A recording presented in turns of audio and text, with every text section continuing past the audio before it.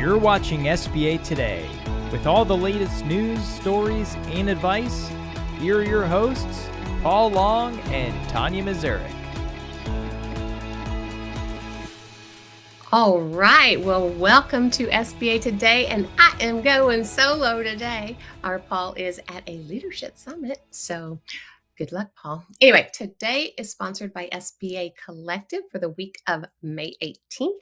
I'm Tonya, as you can see, and we're going to get into some news. And oh my, if you were hoping for a quiet, calm week from Guaranteed. Yeah, SBA guaranteed government lending. Yeah, that's not going to happen today. Anyway, all right. Major enforcement action within the 1RD guarantee program, which was announced on May 12th, 2026. Oh boy. USDA stated the action was taken to protect the lending industry, taxpayer dollars, and long-term non-compliance in underwriting and servicing patterns. Yowza. The listed lenders collectively account for approximately $620 million in delinquent loans, 47% of the rural development's total delinquent loan portfolio. The following lenders either had participation revoked and or were not renewed as approved lenders with the 1RD program. Okay, the banks are Bank of Montgomery, BOM Bank, Byline Bank, Celtic Bank, Community Bank and Trust West Georgia, Genesis Credit Union, Greater Nevada Credit Union, North Avenue Capital, Optus Bank, South Eagle Federal Credit Union, ReadyCap Commercial. Wow. Okay. USDA explicitly stated these lenders are not eligible for loan note guarantees under any circumstances. And holy cow, is that some large language? Yikes. USDA framed the move as an effort to strengthen responsible lending practices, improve oversight, support the remaining 750 plus participating 1RD lenders. Now, 750 plus more lenders, and 47% of these loan dollars in the rural is from these 10 lenders that are not allowed to participate. That is interesting news. Holy cow. Anyway, okay. Another big SBA announcement this week, July 4th, eligible borrowers can access record levels of SBA-backed funding. Oh, published on May 18th, Kelly Loeffler, administrator of the U.S. Small Business Administration, announced a new rule that will allow eligible borrowers to combine their 7A and 504 loans for up to $10 million in SBA-backed financing, increasing the cumulative loan limit from its current $5 million and expanding the capital available to small businesses across all industries. Small manufacturers who can currently secure an unlimited number of 504 loans, as long as each loan is tied to a distinct project, will also be able to apply for $5 million through the 7A loan program. Effective July 4th, this rule will raise the SBA's maximum financing offering to small businesses to the highest level in agency history. The Trump SBA is unleashing historic new capital to support the millions of small businesses that are currently in growth mode, thanks to President Donald J. Trump and the America First economic agenda, said SBA Administrator Kelly Loeffler. Amid record small business formation, job growth that continues to exceed expectations, and a surge in small businesses with the funding to hire, expand, and increase production by doubling the combined loan limits of SBA 7A and 504 loans. This administration is empowering job creators, particularly manufacturers, to invest in American workers, rebuild our industrial strength, and grow the small business economy. Under the new policy, qualified borrowers who secure a 7A loan first may access up to $5 million through the 7A loan program and up to $5 million through the 504 loan program for a combined total of $10 million in SBA-backed financing. By decoupling 7A balances, I wonder if it was conscious decoupling.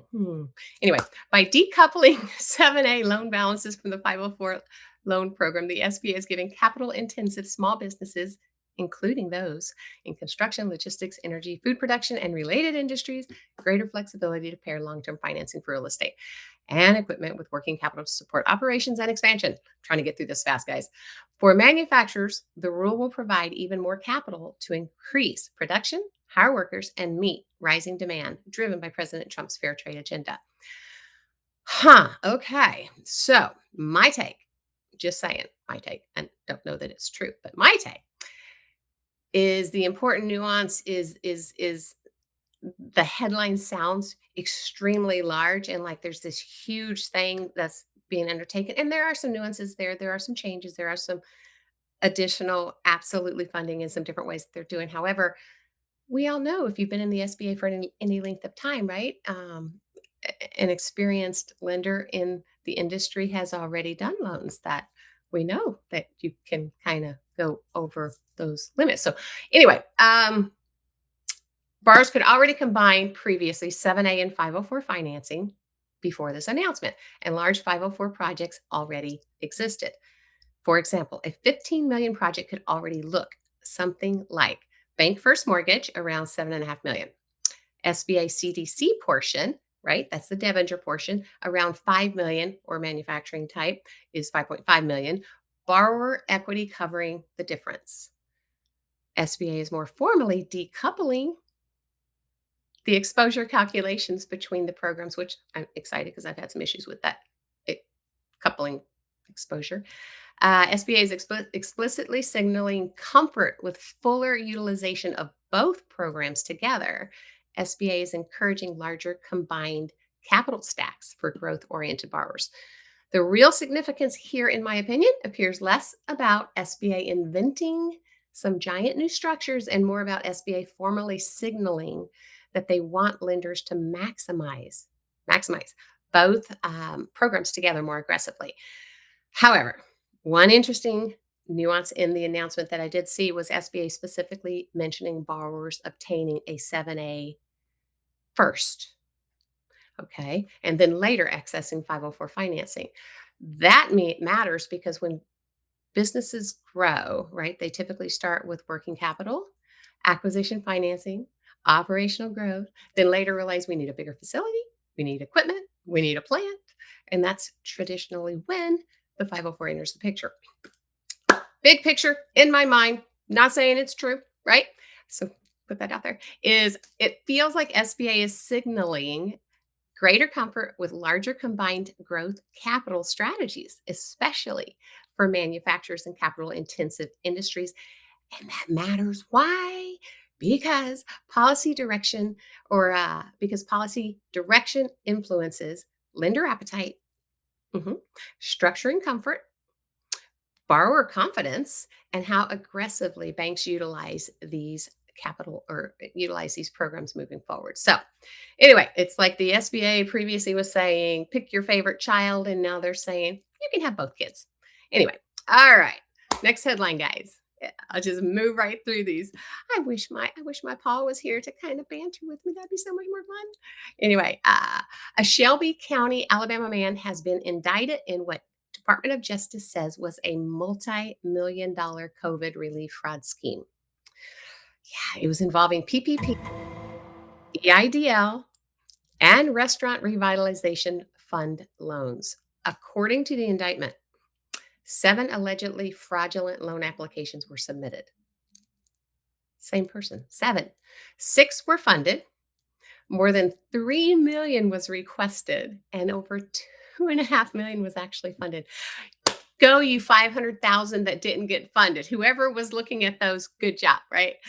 Department of Justice alleges the applications included false revenue information, false cost of goods sold, falsified supporting documents. The indictment also alleges the use of another individual's social security number, how dare you, on 6 applications without their knowledge or consent. There was a lot of that went on during this program, guys. The defendant faces wire fraud charges, aggravated identity theft charges, and the interesting bigger picture here is Department of Justice tied the announcement into the newly created National Fraud Enforcement Division and broader federal efforts focused on eliminating fraud, waste, and abuse tied to government programs. And as always, important reminder, an indictment is an allegation, not a conviction. The defendant is presumed innocent until proven guilty. And I know all the underwriters out there are likely whispering, and that is why we ask for documentation. And they are correct. All right, that's a perfect segue, guys, to the last little bit, and it's a simple one, really. I like to go on the SBA's website at times and kind of look up some of the different programs that maybe many out there don't know are available to them, specifically our borrowers out there.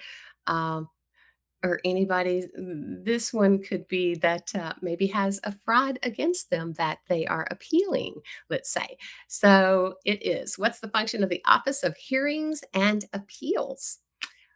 So I wanted to tell you about, let's see here, the access to Office of Hearings and Appeals, OHA. It's an independent office of the U.S. Small Business Administration, SBA, established in 1983 to provide an independent quasi-judicial appeal of certain SBA program decisions. You think there's been a few of those as of late, considering what I just announced prior to this one.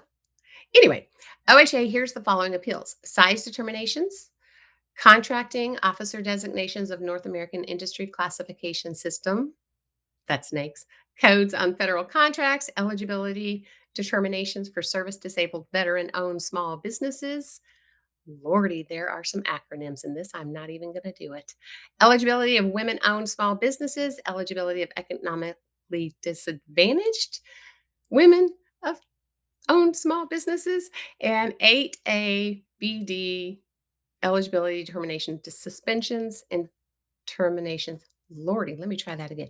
The 8A BD eligibility determinations, suspensions, and terminations. I don't know. That's what it says. Anyway, PPP final SBA loan review decisions. Now, that's kind of cool because I had somebody that actually had a PPP loan denied early on for getting it, uh,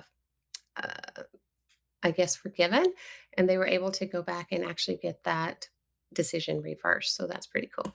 So I guess it's a little bit different than fraud per se, but it certainly is a great place to go for some of the other items that you can look up and get some help on.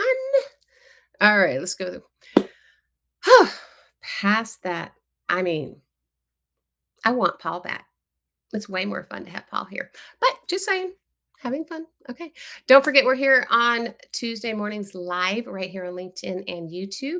Otherwise, anywhere that you get your streaming platforms, go back and check out any of our past episodes. We would love to have you share with anybody that you think might get some, I guess, help or enjoy these news bursts as well. Visit Paul or I on our individual LinkedIn pages because we love to connect, and let us know if there's any topics you would like us to discuss on here. Shoot, reach out. We always love connecting in general. And we know that there's lots of places you could be spending your time on this Tuesday morning or any other time you're watching this. Thanks for sharing it with us. I will see you next week along with my co host, Paul. And yeah, we'll see you then. Talk to you guys later.